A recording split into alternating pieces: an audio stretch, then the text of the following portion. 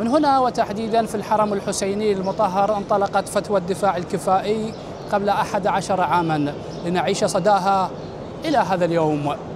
وأن من يضحي منكم في سبيل الدفاع عن بلده وأهله وأعراضهم فإنه يكون شهيدا. من هنا أفتى فاستجبنا فانتصرنا.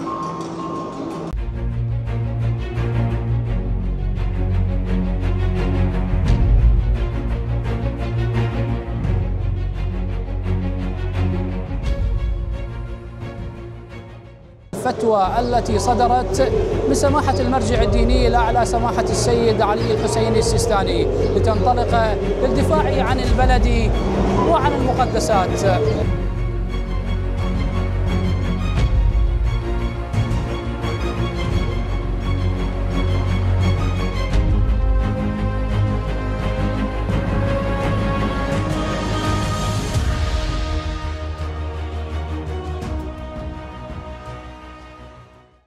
أبطال ضحوا بأرواحهم من أجل أن نحيا في هذا اليوم المبارك، وفي ذكرى الفتوى المباركة نستذكر هذه الأرواح التي ضحت بأرواحها من أجل الوطن والمقدسات.